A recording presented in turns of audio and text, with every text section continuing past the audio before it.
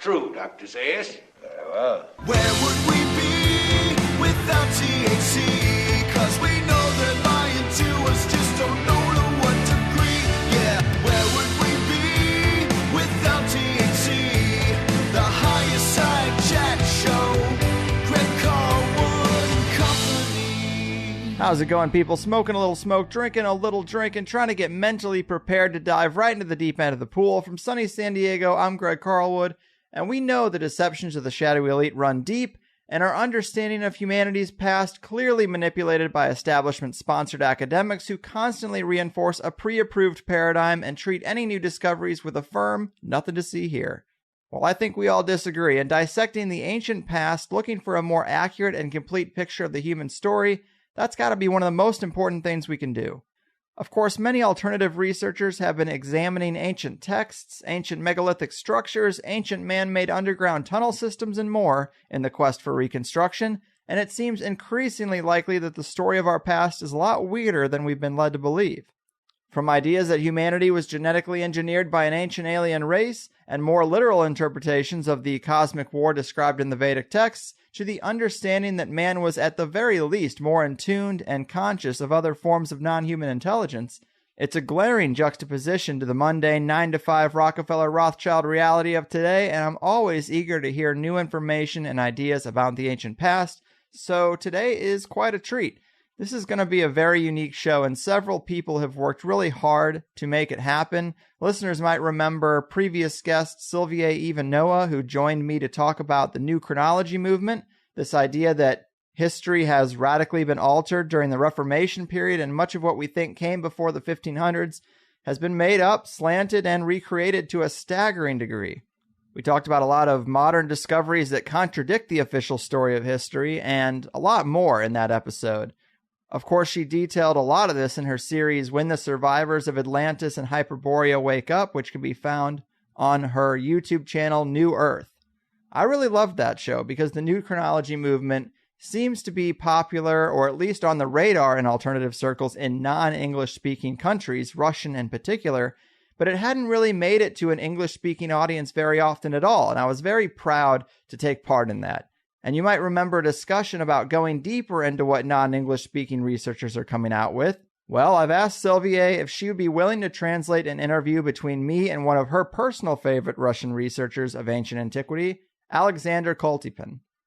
Now, a lot of Alexander's work can be found on his website, earthbeforeflood.com, and it took a lot of work dealing with Google's shaky translation, but I learned a lot of interesting stuff from him, lots of which was totally new to me. Of course, that is kind of the goal in crossing the language barrier. So I typed out all my questions, gave them to Sylvie, who translated the whole 5 or 6 pages into Russian. We all got on Skype together. I recorded over 2 hours of Sylvie reading my questions in Russian and Alexander responding.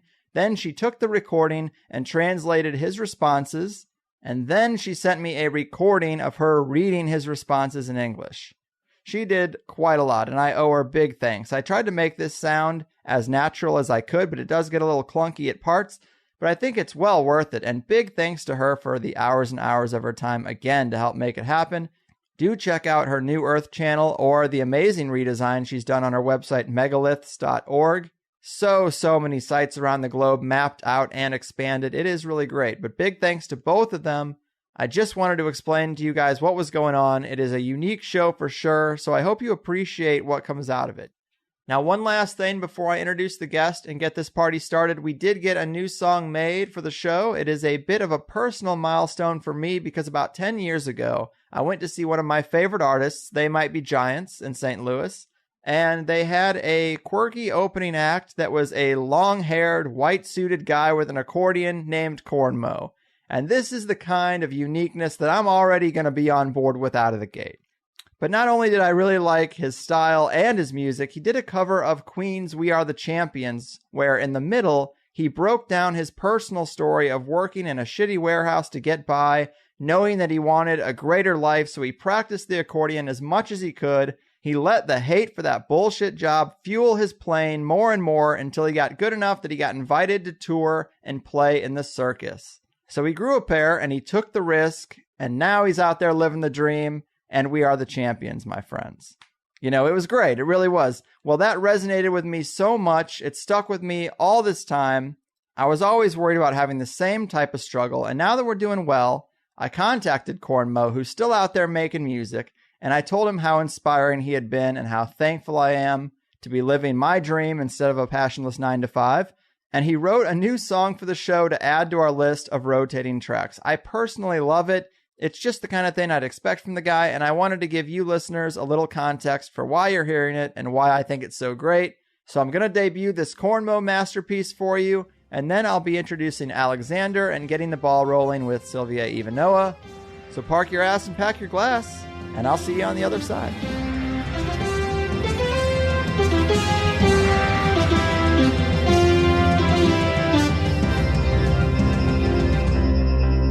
Lucid dreams are so vivid, 'cause you go to bed at 7, and your brain comes alive, 'cause you hate your 9-to-5. You wake up with a dread, and make sure your cats are fed. Did your brain talk to a ghost, who moved your coffee and your toast, as you listen to the Higher Side Chats? You get to your desk, and your boss says it's a mess, and your soul slowly grows to a place where nothing grows. When you think he's not around, you insert a SETI sound. The OM says turn it down, and you say it's just the Higher Side Chats. Oh, do you think you'll be invited to Bohemia Grove, to a Bilderberg Club? Oh, do you think you'll be invited by a Rothschild to a party on a submarine? Diving down to the center of the earth, through the Marianas Trench, your teeth begin to clench from the sulphurous stench. The mask you're given doesn't fit, 'cause you're not one of them. Starting today, you'll make plans to get away. There's no one to hold you down, and the what-ifs start to drown. Then you wake to the glare of a cold fluorescent stare, and the light winks at you, 'cause its life is almost through, but it's holding on to quit time just like you. It's time for the Higher Side Chats.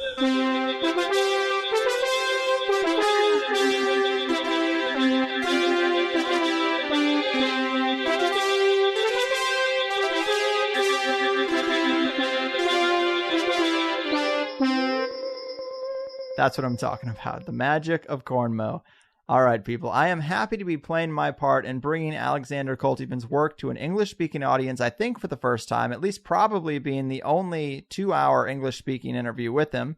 Major credit to Sylvie, of course, who not only put in twice as many hours as me to make it happen, but she also introduced me to Alexander's work and his perspective that civilized man goes back millions of years, and our history most likely involves many beings that have been regulated to myths and lore in recent years.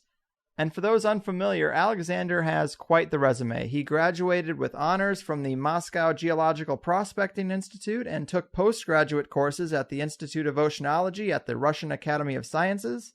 For 15 years, he took part in geological expeditions across the planet, and together with like-minded researchers and scientists, created the Society for Learning about Earth's Mysteries and Enigmas. Since 2003, he's been the editor-in-chief of several scientific magazines. He's also written several books on his own, and for over 2 decades, he's been collecting and analyzing scientific data on several different aspects of the unknown, combing through archaeological discoveries, examining the megalithic structures and underground ruins of the world, and cross-referencing the hard evidence with mythology and legends to get a clearer picture of the past. You can find much of his work at his fascinating website, earthbeforeflood.com. I'm very lucky to be speaking with him through Sylvie today. Alexander, welcome to the show. Hello, everybody, and thank you for the opportunity. Oh, for sure, man. It really is an honor and a pleasure to do this, and I think there are great researchers all over the globe, and when we can get past the language barrier, we can learn about ideas and perspectives that might not be on the radar of as many English-speaking guests that I could have. And I've really loved what I've been reading on your website since Sylvie recommended it. You deal with a lot of underground complexes and the potential of beings down below, which are topics always near and dear to my heart. And you deal with time periods that are really hard to fathom, tens of millions of years in many cases. But how would you introduce the totality of your research to a group who might not be familiar with your work? I'm trying to find out the actual and real history of the human civilization, instead of simply repeating what I have been told in the school and in the university. Fair enough. Definitely a mission that many of us here will respect and appreciate. And to start at the beginning, you write about a hierarchy of generations of gods and creators in the ancient past on your site. And I like how you describe it. You say, in the mythology of the majority of people living on the earth, lots of evidence accumulated that beings similar and not similar to the modern people had lived on earth until at least 66 million years ago, and that they had much more knowledge of the world than we, had flight vehicles and space stations, traveled to other planets and other galaxies, and possessed technologies and weapons we'd consider magic today. These beings, which legends name gods and demons, have rendered the most direct influence on all of the history of our planet during the Cenozoic period, and not to recognize or hide this fact is inhumanly. I like that. Can you elaborate on the Cenozoic period and what that epoch looks like to you? My geological studies, by chance, so to say, developed in such a way that the Cenozoic period geological sites are the ones I mostly focused on. This happened to be so since the early years when I was studying in the university, and later on when I started my academic career in the University of Moscow and other institutions. It always happened so that I explored sites of the Cenozoic period, primarily ones of the later Cenozoic. For some 20 years, I did most of my work at this type of sites all over Kamchatka, Chukotka, Asia Minor, and various other regions. So after spending some 20 years on various expeditions at primarily Cenozoic sites, I think I can say that I'm well familiar with the aging patterns of these types of rocks. Now, how did I come to the conclusion that during the Cenozoic period there were human or other intelligent societies flourishing on our planet? They were advanced, they had their flying vehicles, they were also driving cars and so on. I believe that they had big cities very much like us. For example, in his work entitled Lemuria, the famous Röhrich describes the end of the Mesozoic period, when the earth was still inhabited by dinosaurs, as the time when the race of the so-called Sons of the Wisdom landed on our planet. More or less the same time frame is mentioned in the myths of other cultures, for example in the Slavic context, that is Chernobog, and in the Vedic context, Rig Veda, Mahabharata, and so on, that's Vritra. And all of them landed on Earth when big reptilians were still walking the land. After landing on Earth, we hear from the Vedic literature that the Adityas, those who landed, that's how they are called in the Vedas, they entered a fierce battle with the local reptilian residents, and the absolutely same story we hear from the Slavic sources. Over there, the party of Svarog fights the reptilians. The battle took place in the skies, in the air, but it resulted in a disaster for the full planet, a naturally brought cataclysm, the only escape from which would be underground. Very similar scenarios we find in the traditional myths of Scandinavia, Sumeria, and Iran. And in all of them, always this element is present, that the first settlers on Earth came from outer space exactly at the time when big reptilians were walking the Earth. And this is the best way to approximately date this first arrival. So it seems the first human-like settlers landed somewhere in deep antiquity towards the end of Cretaceous period, maybe some 70, 75 or even 65 millions of years ago. But they were not the only wave of settlers that came to our planet. For example, in a number of old myths, we hear about another wave of reptilian-like newcomers who lived partially on land and partially in the water. Some out of the numerous examples in this group would be the Sumerian god Enki and the Native American goddess of Chalchutlikue. Then yet another group called Daityas arrived. They were human-like in terms of looks, but they were demoniac in nature. According to the myths, all kinds of interesting creatures were also on Earth at that time. Some of them had many hands. There were enormous flying snakes, giants, chimeras, and many others. Now, from the point of view of a geologist, I wanted to make some sort of parallel between the timings of these waves of settlers from space that were coming to Earth and somehow tie them up to the known geological periods and the catastrophes that occurred. And I immediately noticed that the number of these conflict-caused cataclysms is same as the number of great cataclysmic periods known to us.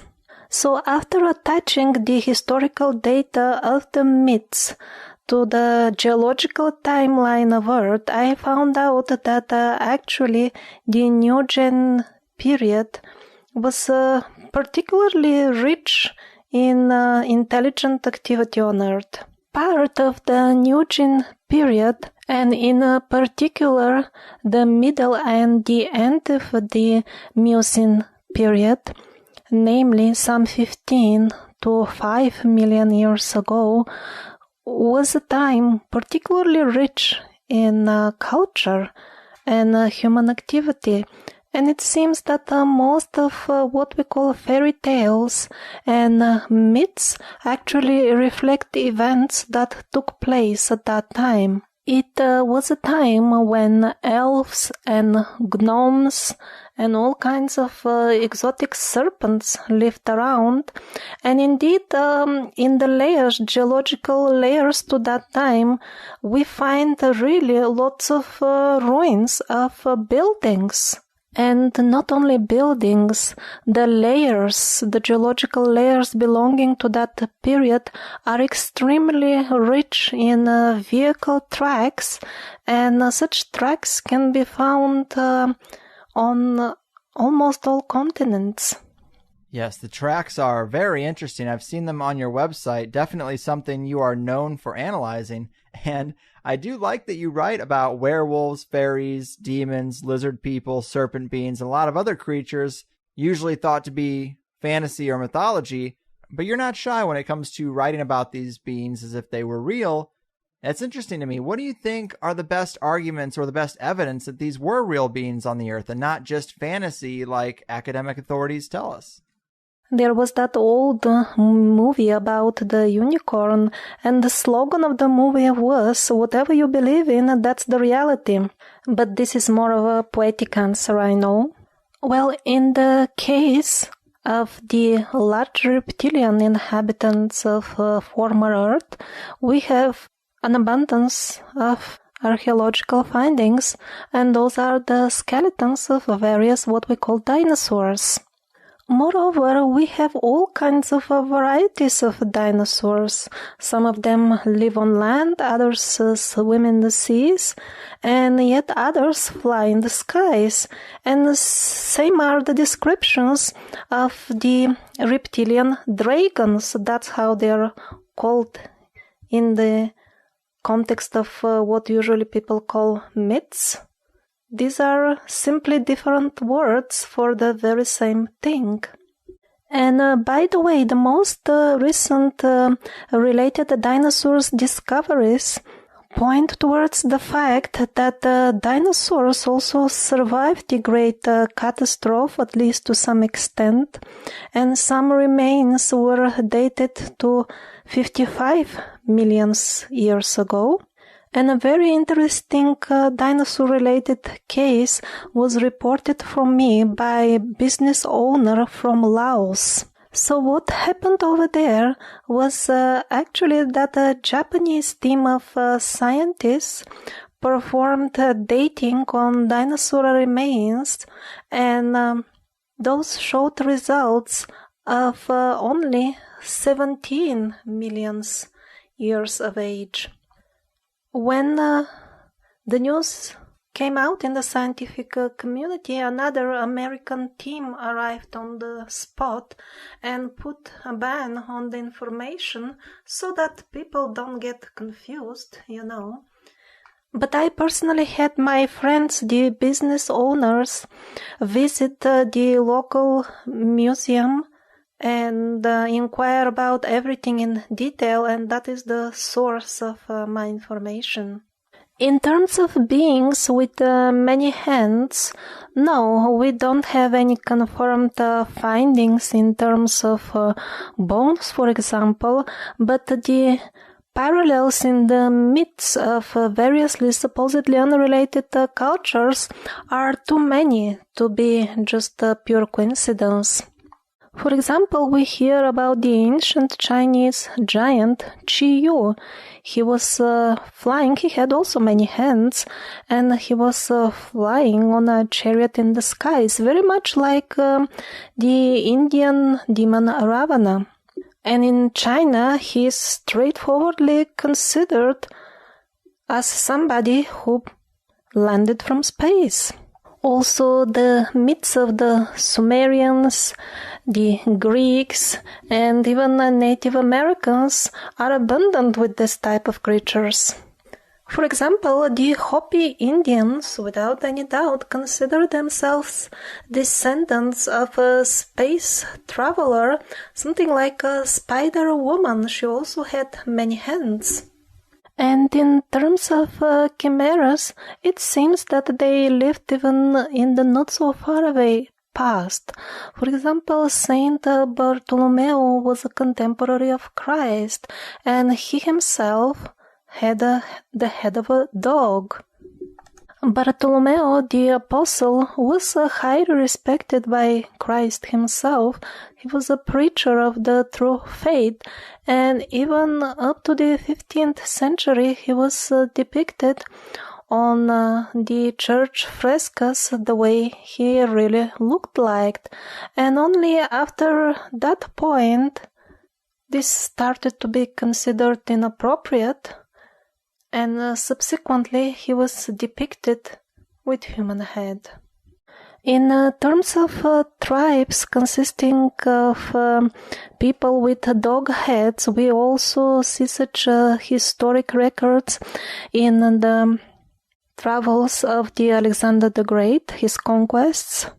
They were particularly mentioned as fierce warriors that are very difficult to defeat. Also, there is abundance of accounts of kind of human-like but amphibian creatures. It seems they were very common, and they were as often mentioned as those so-called white gods.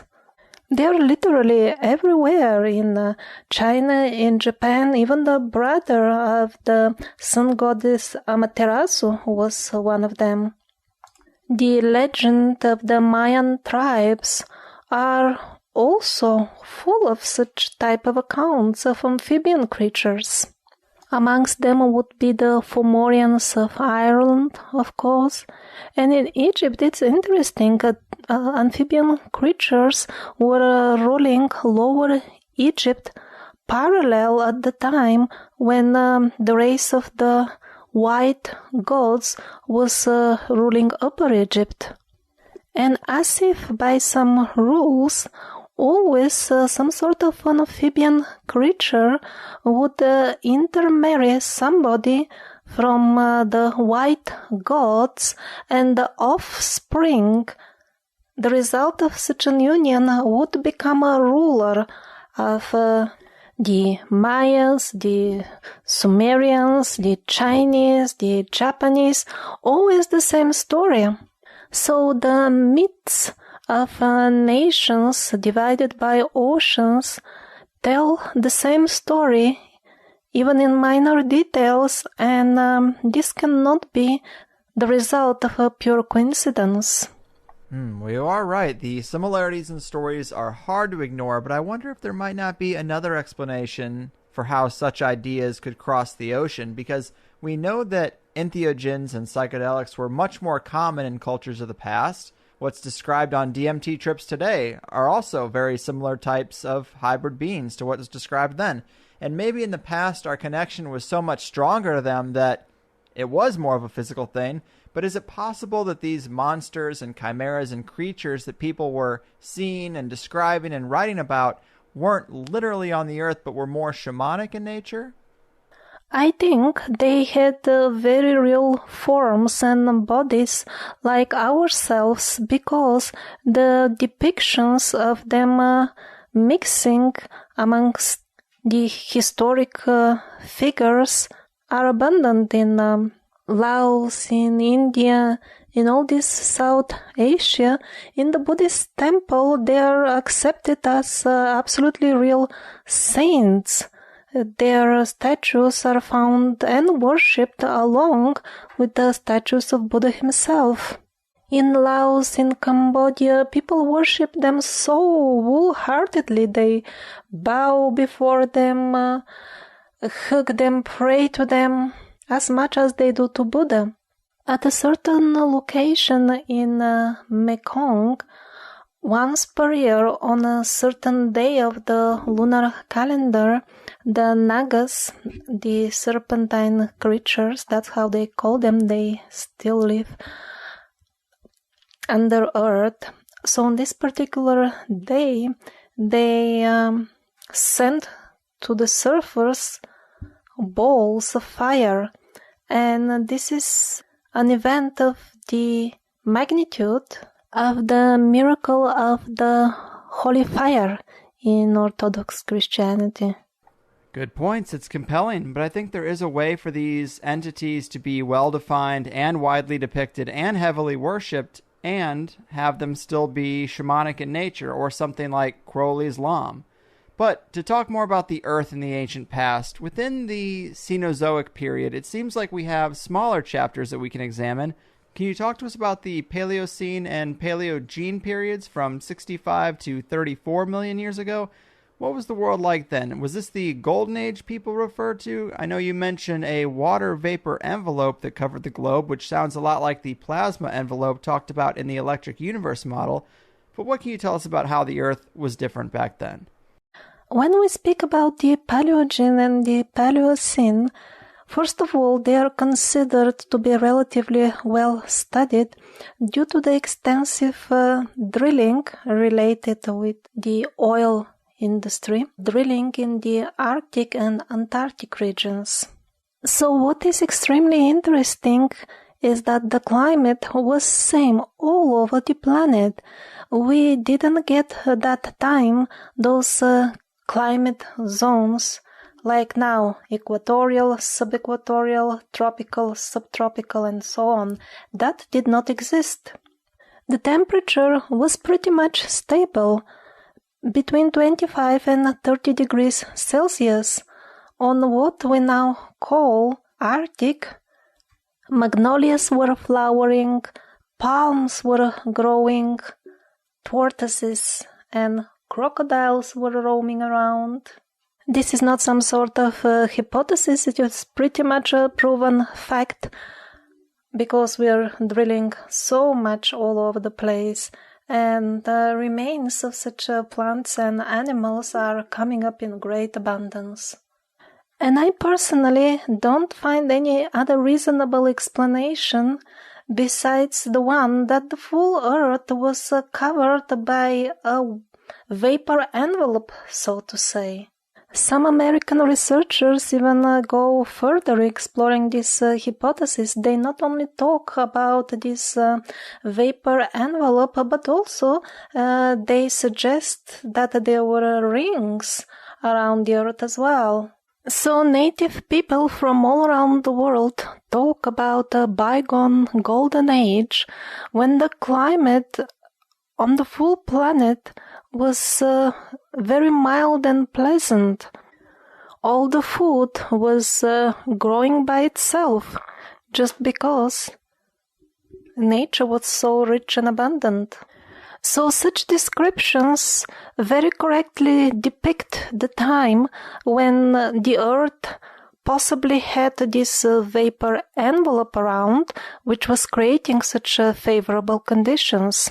And this is the only known period in the history of the world where such a golden age could have existed on a global scale. Because according to the myths, this was a worldwide golden age. And if there were some other minor golden ages, they would have been more of a local periods and not on a global scale. And since the sons of wisdom, as Rory called them, or the Adityas according to Mahabharata, landed on Earth during the Mesozoic period, it fits this picture very well. Yes, then they could have lived in this world of natural abundance and pleasant global climate. And the situation with the continents is quite interesting at that time. There was no Arctic seas at that time. It was all one continent, stretching all the way from current America to nowadays Gobi and Tibet. There wasn't even Tibet at that time. It was all submerged. Actually, various seas started forming in the Arctic region only 55 million years ago.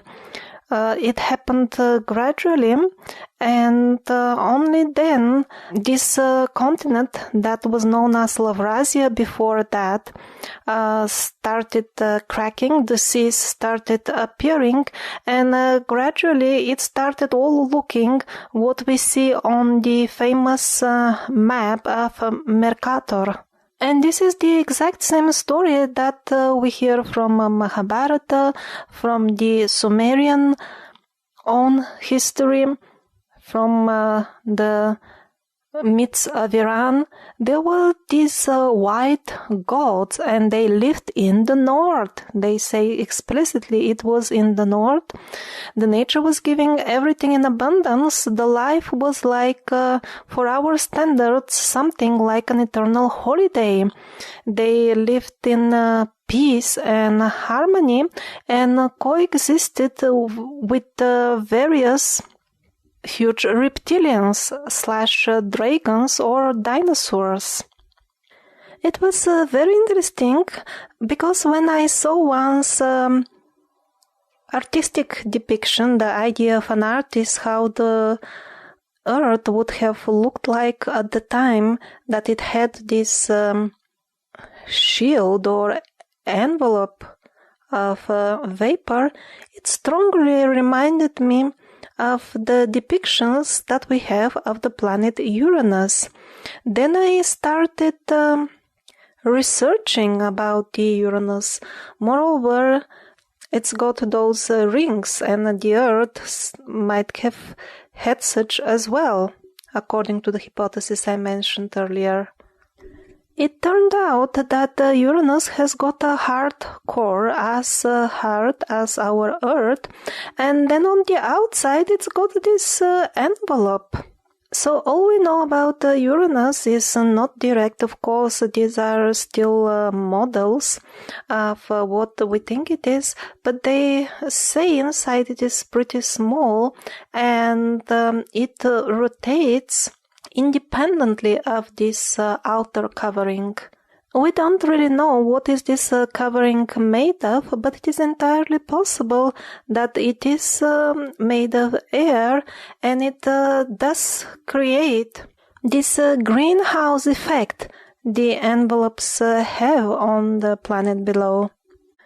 According to results delivered by American space expeditions, they report that on the edge of this shield around Uranus, temperature of some 20 degrees Celsius supposedly were reported. So it is entirely possible that although the planet is relatively far from the sun, the conditions below this shield are very pleasant actually to live, even according to our standards.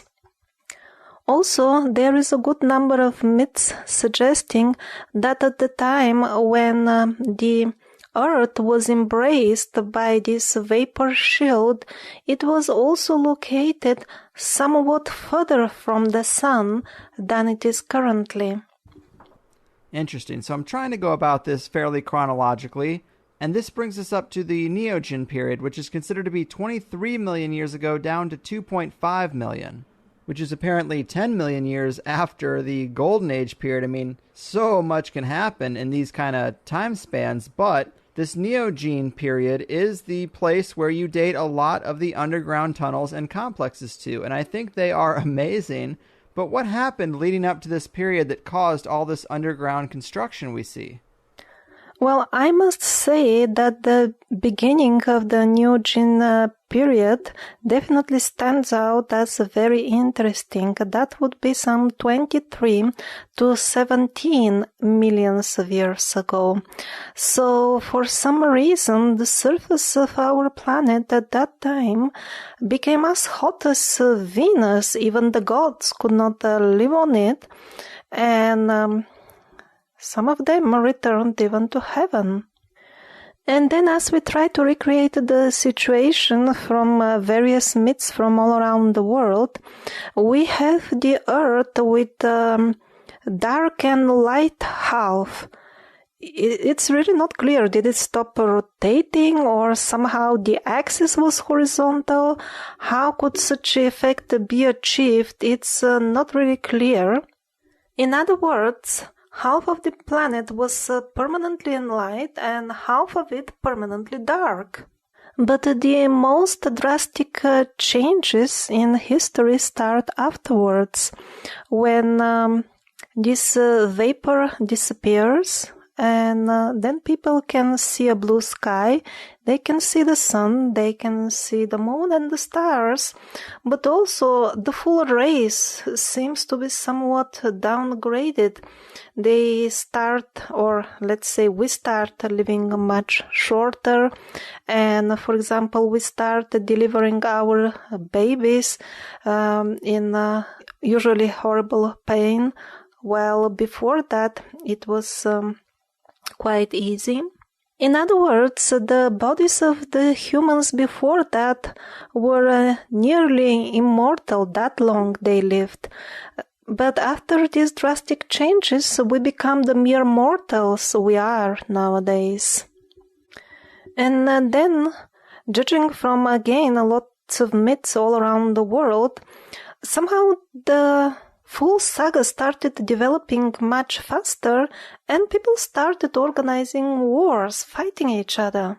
And all these wars are quite well described in the myths. And I must say that I do see some geological confirmation for them, because in the layers, geological layers, when they must have occurred, we always see some sort of cataclysms. That's how they look from geological perspective. Right, so we're dealing with such ancient time periods, it's hard to get into details, but it seems like we weren't alone. We had this period of a golden age with a protective and accommodating atmosphere, and then something radical happened to completely change the environment, but intelligent beings and humanoids and humans, I guess, still survived, and because of the harsh new conditions, they built these vast systems underground, and I'm just fascinated with these underground structures and the idea of pathways to hidden lands inside the earth. Do you think any of these tunnel systems and underground complexes you've studied lead to these places they call Shangri-La or Agartha?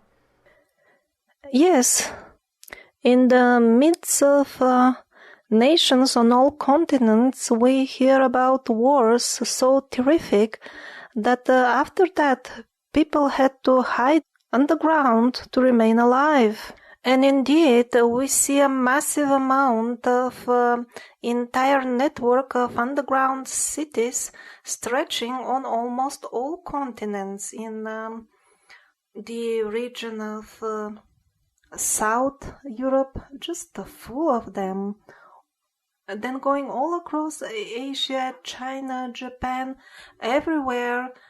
Recently, I saw also an amazing footage, so they are in South America as well.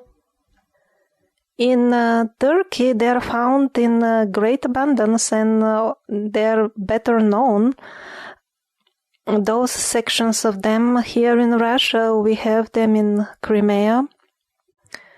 Usually they have many floors and almost none of them are well studied. We never reach the bottom.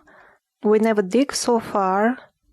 For example, in South America, they stretch all the way from Colombia to Chile, and sometimes there are isolated attempts to dig a little bit, but nobody has reached any bottom so far. For example, in Nevada de Cachi in Argentina, people constantly hear the noise of some sort of motor or machine coming from the depth of 1 kilometer. And the very same thing is reported, or at least a very similar thing is reported below the Eskikkerman underground city here in Russia. At places it reaches some half kilometer depth, and over there in the deep, people can constantly hear the noise of as if trains are passing by. I have also read reports from Czech Republic and Poland. Also very strange, some sort of mysterious underground tunnels going unknowing. Nobody knows where they go, and some sort of vehicles come in and out of them. What are these tunnels? Nobody knows. So are they stretching as far as going even below oceans and connecting continents? That I have no way to find out. Or do they even connect to a possible hollow earth inside? I don't know. Usually it is considered that classical geology cannot go along with the idea of hollow earth, but in recent times there are geologists who are trying to prove that both ideas can coexist. Also, I know there are several stories of underground cities found in North America where strange artifacts have been found, and they say the bones of giants, too. Have you looked closer at any of these stories? Well, actually, you, Greg, you must know better about that because you're in the area. All I can point out as a source of information was that, was it an Iranian official who reported that there has been, let's say, official information, if I can put it in such words, about some tunnels where beings of Nordic looks regularly come out in the open. According to that Iranian report, they were in touch with our earthly governments and indeed were governing those governments, but how reliable is that information? I myself don't know. And interestingly enough, Admiral Richard Byrd, during his famous expedition to Antarctica, might have met that very same Nordic-looking race of beings. And basically, they are one-to-one with the description of the race of the white gods, which is also which race we mentioned many times already. And according to the myths, it is exactly this race of the white gods that was forced to hide in underground cities after a terrific catastrophe that, according to my dating, occurred some 34 million years ago. Wow, that is interesting.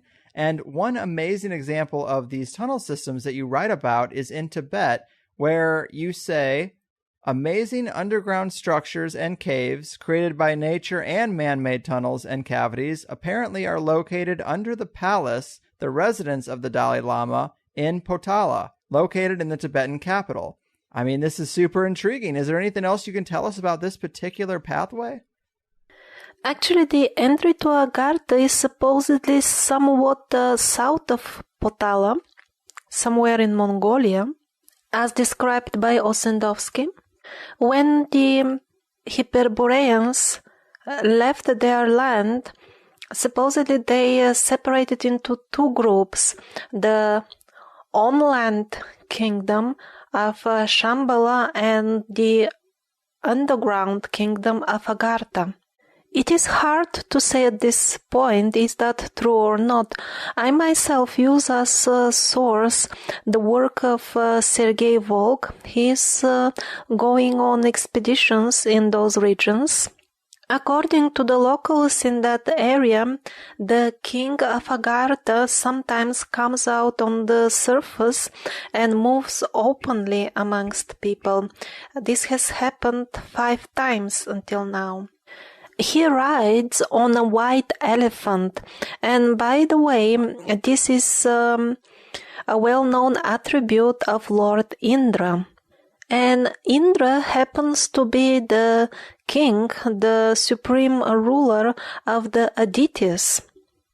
In the Hindu context, Adityas are the good gods.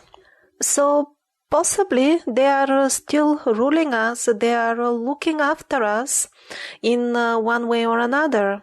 Maybe we indeed do live amongst gods still. It is entirely possible that this underworld of Agartha is much better than our world here on the top. Maybe, yeah. I do like entertaining those possibilities, and Tibet seems to have a reputation for mystical and superhuman abilities, magic in a sense, you could say. I know you've written about this, but what are your thoughts on Tibetan magic, and does it have anything to do with the connection to beings underground, perhaps? Might they still have some type of link or contact? Yes, as I wrote in one of my articles, too much evidence is piling up from various sources pointing towards a civilization that practically coexists with us currently here. And they seem to have settled under the earth, also under the oceans, and on the moon. A few times I was in touch with people who seemed to know more about it and promised to tell me, but each and every time something happened and they couldn't. Possibly it is forbidden currently to spread such information. Yes, it definitely seems frowned upon, but I still love it. Another underground country, Agartha, you say is probably under the Gobi Desert in Mongolia and China, possibly Tibet and the Himalayas also. What more can you say about Agartha, or maybe any information you might have that relates to underground worlds? This is one of my favorite subjects, and what we hear just seems to be so limited. Recently, an Ukrainian colleague of mine from Kharkov sent me a very interesting book describing face-to-face encounters with residents of the underworld. It seems there are entrances to those realms in UK, in Poland, and various other locations. And some people have met entities of advanced technology. Others met entities which were hostile, reptilian type. It is entirely possible that we have a fully populated world below us in the ground. For example, some friends from Tajikistan were telling me something very interesting. When there are very heavy rainfalls, after that, in really small brooks, in high mountains, large fish appears. meter or even much longer. So this is a pretty large fish. It doesn't thrive in such small brooks. Where does it come from? In the high mountains. It is not a low place that it could have reached there easily.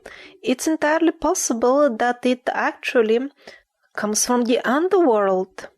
Yeah, that very well could be. Land and water passages to habitable places underground are just so interesting to me. And we have to talk about Antarctica a little bit too. Here's what you wrote about it. One of the most mysterious and least explored areas of the Earth is Antarctica. In recent years, there have been found numerous subglacial lakes with warm water and interconnected systems of tunnels where, according to information from various sources, these tunnels are quite numerous, ongoing at a depth of 3 to 4 kilometers underground, and it's even possible to get to other parts of the globe. Now, that's what I'm talking about. What kind of sources do you find credible that tell us about these tunnels?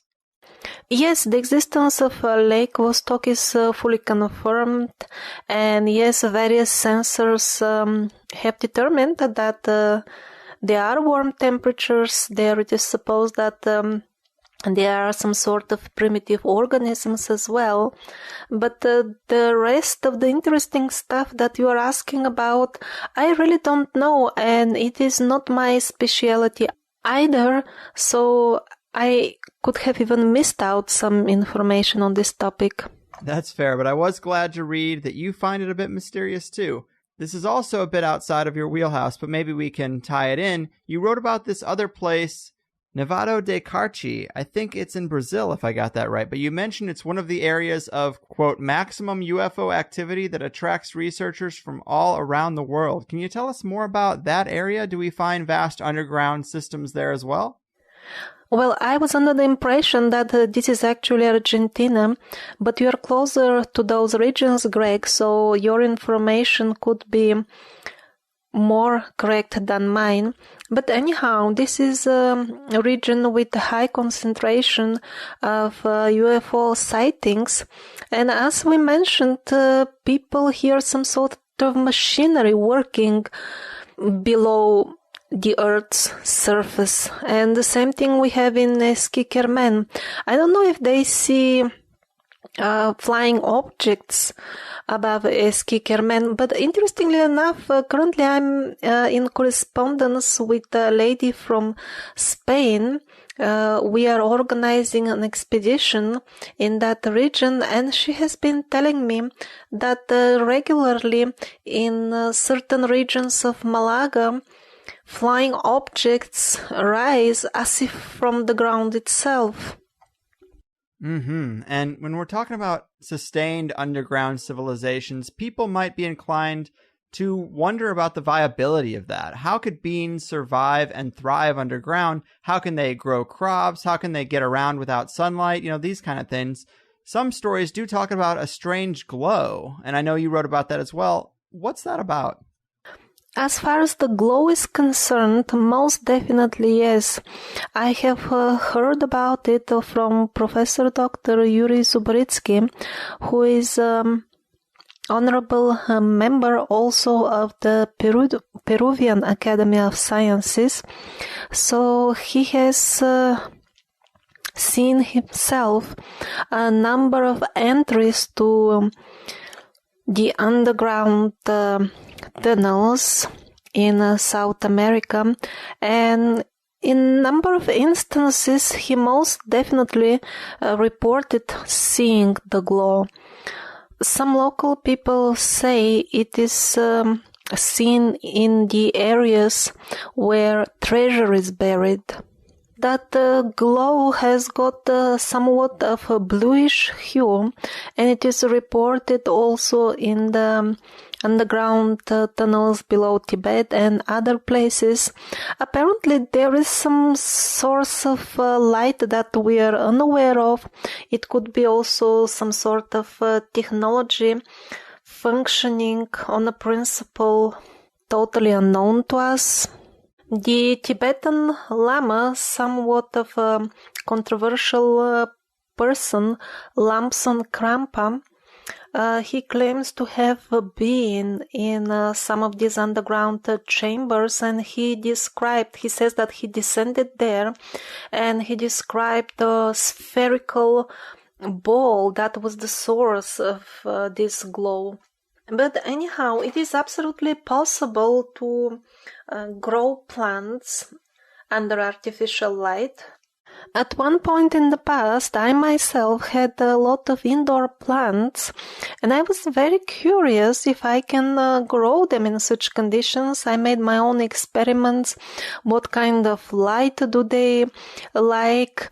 I made my own grow lights, and for example, some citrus fruits, they were growing under my lamps much faster than they would grow out there in the garden, actually. The plants were absorbing red, blue, and purple light. They were not interested in the green or yellow one. Right on. I've got some indoor plant growing experience of my own, actually. And we started this by talking about these super ancient time periods, these blocks of millions of years. And that's because you talk about these man-made tunnel systems being products of that Neogene period.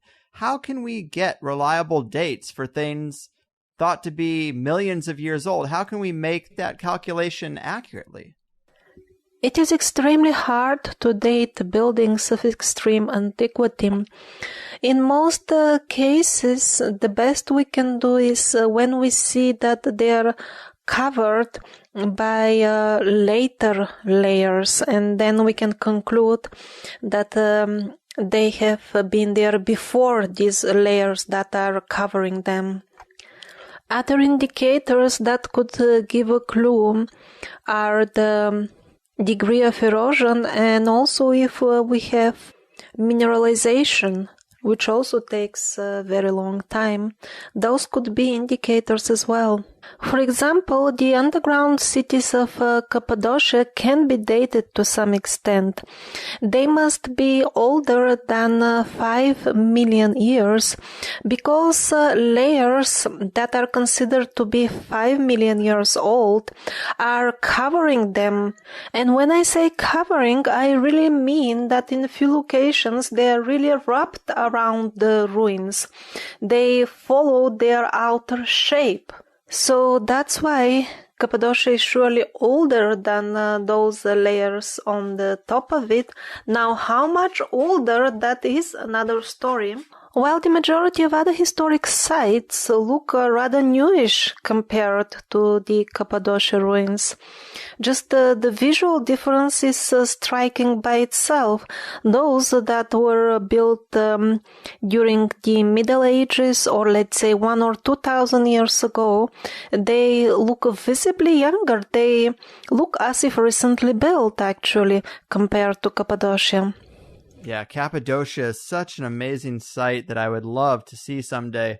Very impressive when you Google pictures of it. But to connect this back to some of the mythology, it seems like the oldest stories talk about the gods and the Nagas and other beings literally going underground. But then later in Irish and Celtic lore, beings like fairies and gnomes are thought to be from underground, but almost in more of a multidimensional sense, like more of a mystical realm.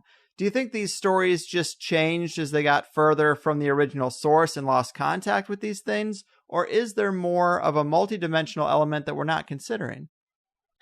I remember reading extremely interesting field reports in relation to dwarfs. When I started my higher education in geology, I read this research that actually when they started developing mining in the Ural region, it transpired that all the ore deposits are already opened. Somebody has been mining there already. The local people of the region knew about it already because the Chut tribe, which happens to be a tribe of dwarfs, well, that's what they are by profession. They're all miners. They find copper, they dig it out, and they make various copper items. I have also seen that there are very interesting artifacts in Central Asia, silver spears. And they were found in very small tunnels, chambers underground.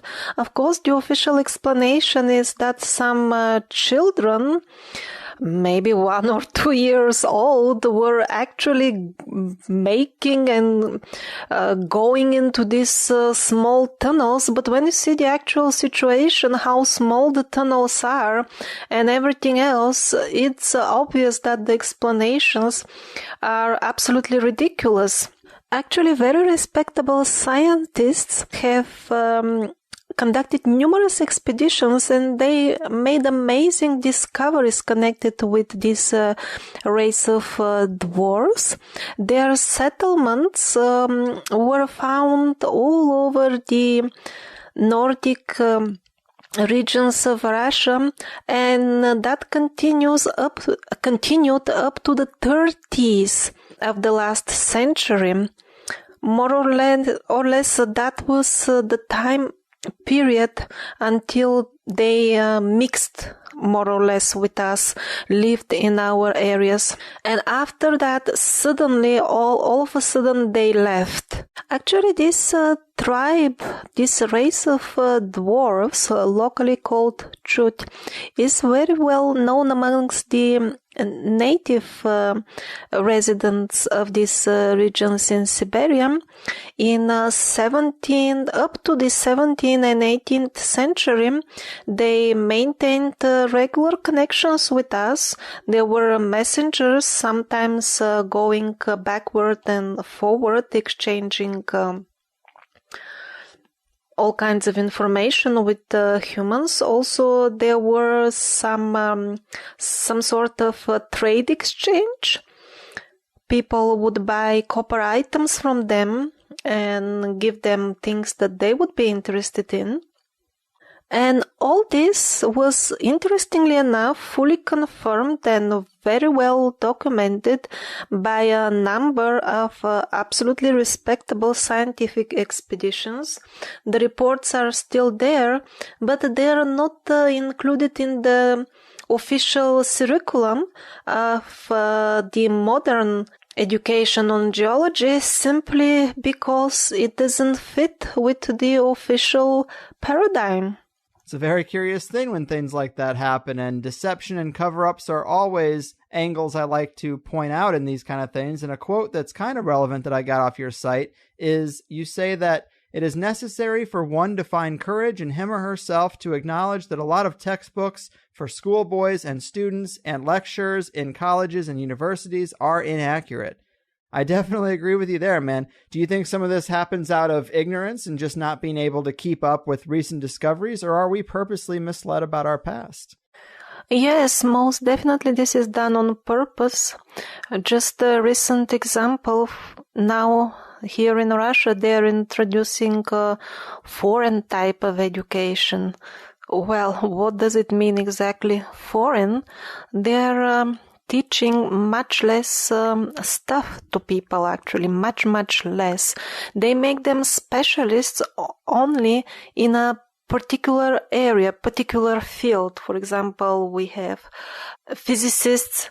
Some of them specialize even more only in atomic energy. The geologists, they also don't know full geology. They know only a very small and narrow branch of it. This is done with the purpose to make the people even more narrow-minded and to prevent them from inquiring more into the nature of the world and the reality. Because the less people know, the less they can learn and the less informed they will be about everything. So this is being pushed by purpose now also in our country, ruining the education even further. And another phase of it is sponsoring only research that agrees with the official paradigm, so to say. For example, my latest scientific publication is on the topic of the so-called Ice Age that officially supposedly ended some 12,000 years ago. So when I was opening the maps that were the product of research of very respectable scientific institutions, some over 100 respected scientists have signed below each of these maps, it turns out that they're all useless because the results, the published results, follow dogmas instead of summarizing the data obtained by the actual tests and expeditions and the result of digging.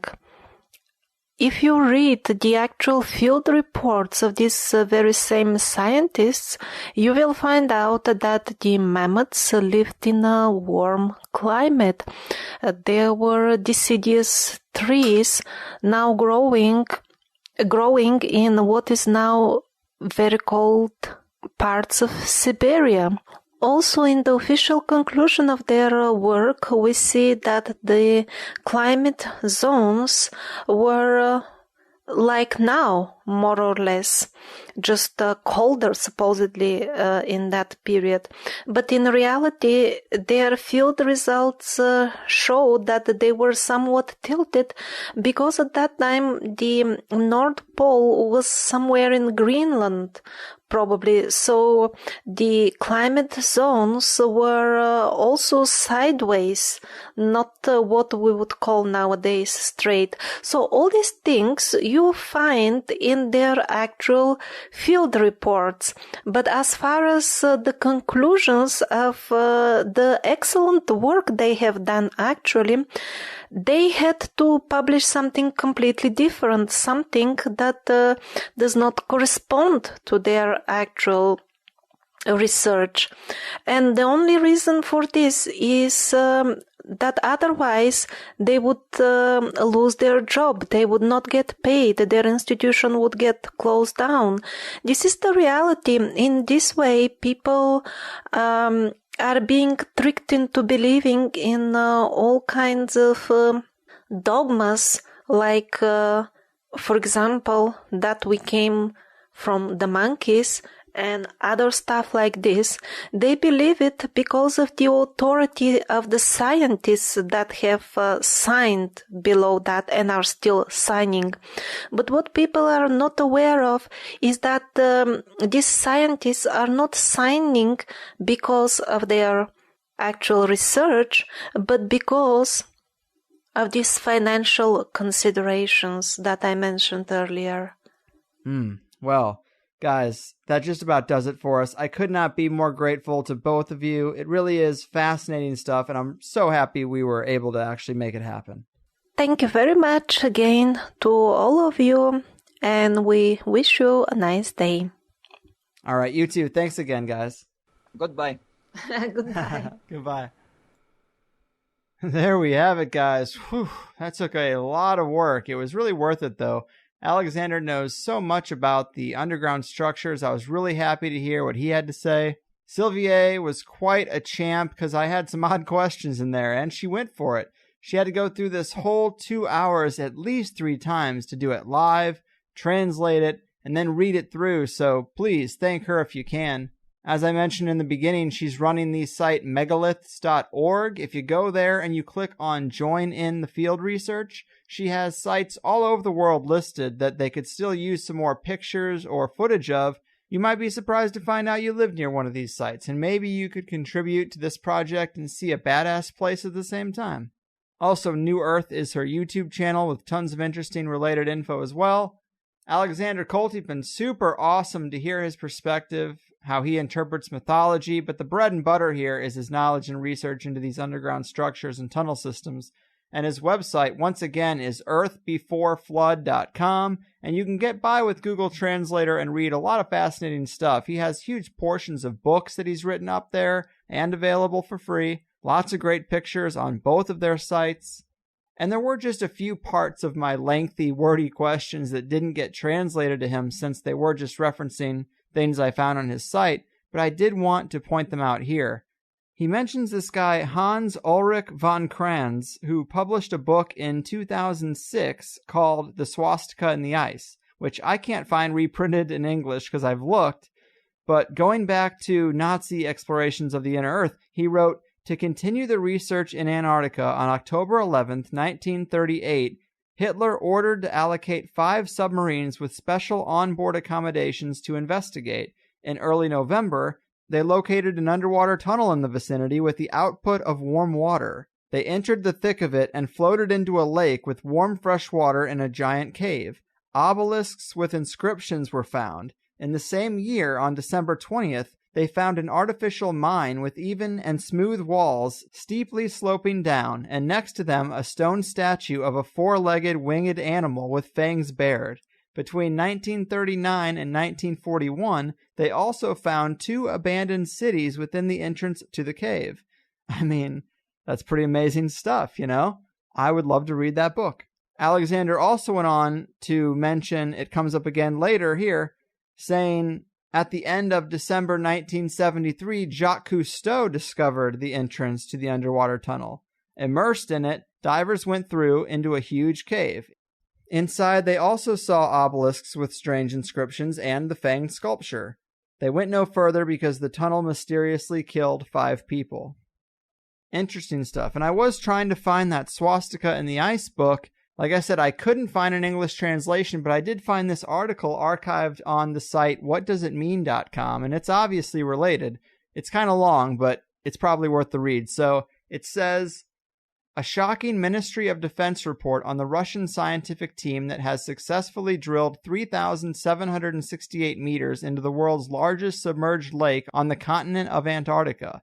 Believed to be untouched for over 20 million years, states that the underwater video camera discovered the striking image of a golden-like swastika estimated to be no less than 100 meters in height and width. According to this report, the discovery of this underwater swastika was made on January 30th, after which the ministry ordered into silence the scientists who have been working on this project for the past 20 years until highly specialized encrypted communication devices could be delivered to them. Upon their receiving their new communication devices, the scientists released their first report through Russian state media's RIA Novosti, which added into their announcement of the historic mission the following. It is thought that towards the end of the Second World War, the Nazis moved to the South Pole and started constructing a base at Lake Vostok. In 1943, Grand Admiral Karl Dantis was quoted saying, "Germany's submarine fleet is proud that it created an impenetrable fortress for the Fuhrer on the other end of the world, in Antarctica." According to German naval archives, months after Germany surrendered to the Allies in April of 1945, the German submarine U-530 arrived at the South Pole from the port of Kiel.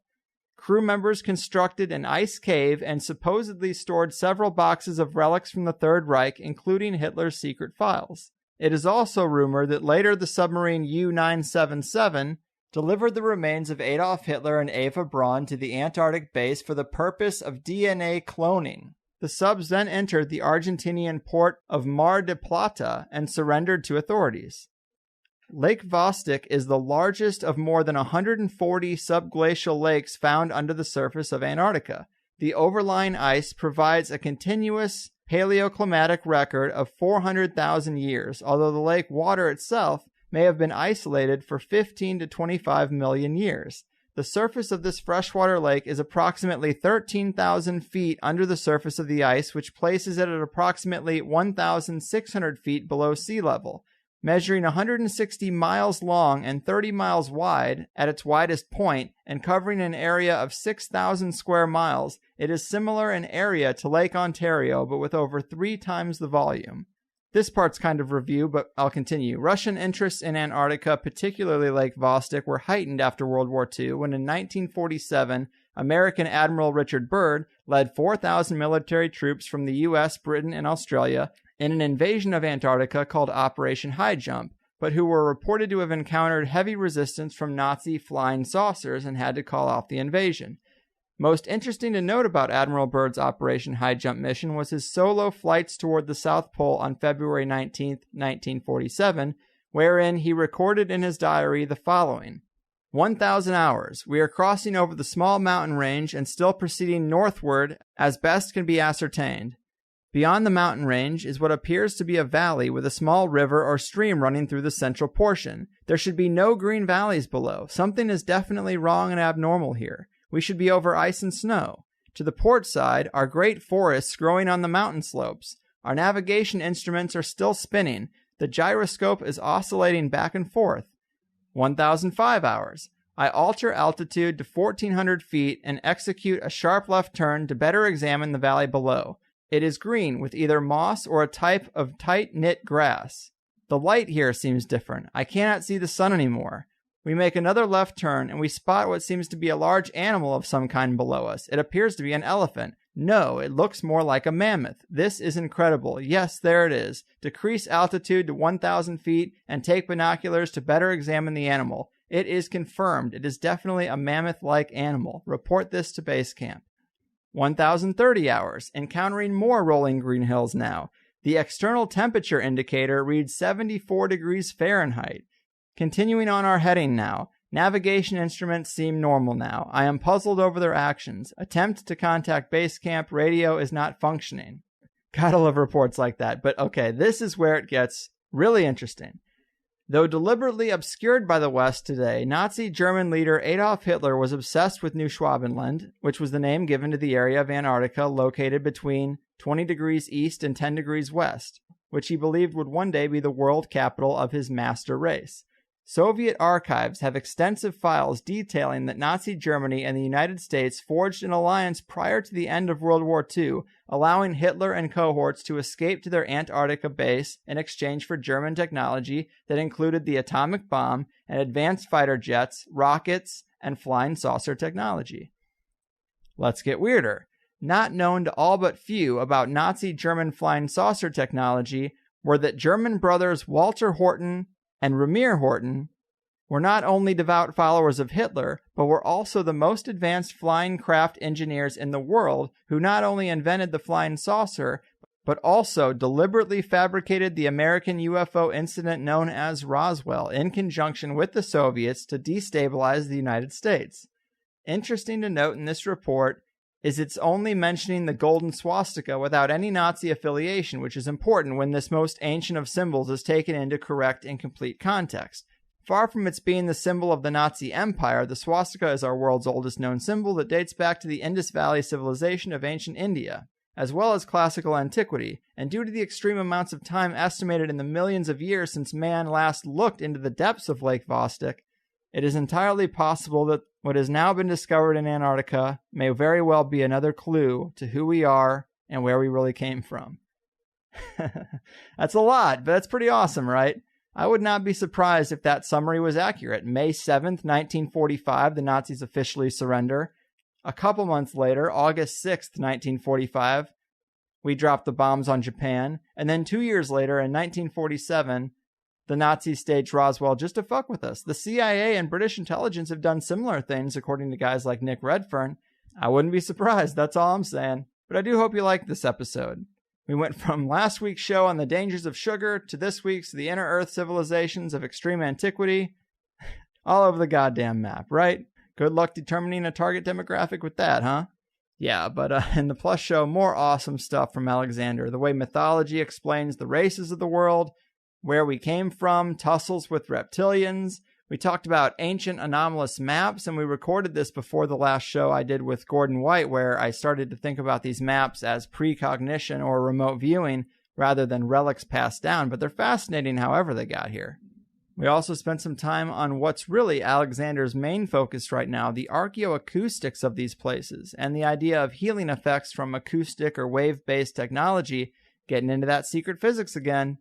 We also talked about how space travel might have worked, secrets of museums and the destruction of artifacts and giant bones, how the education system is structured to dumb us down, and how Russia is having the same issues that we're having on that front.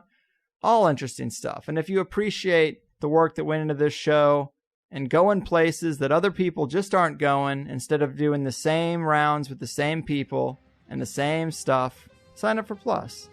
And also dig into the websites of both Sylvie and Alexander. And that pretty much does it for me. Your move, New Schwabenland Nazis of the Underground. Your fucking move. Take us home, Cornmo. Lucid dreams are so vivid, 'cause you go to bed at 7 and your brain comes alive, 'cause you hate your 9 to 5. You wake up with a dread and make sure your cats are fed. Did your brain talk to a ghost who moved your coffee and your toast as you listen to the Higher Side Chats? You get to your desk and your boss says it's a mess, and your soul slowly grows to a place where nothing grows. When you think he's not around, you insert a SETI sound. The OM says turn it down, and you say it's just the Higher Side Chats. Oh, do you think you'll be invited to Bohemia Grove, to a Bilderberg Club? Oh, do you think you'll be invited by a Rothschild to a party on a submarine?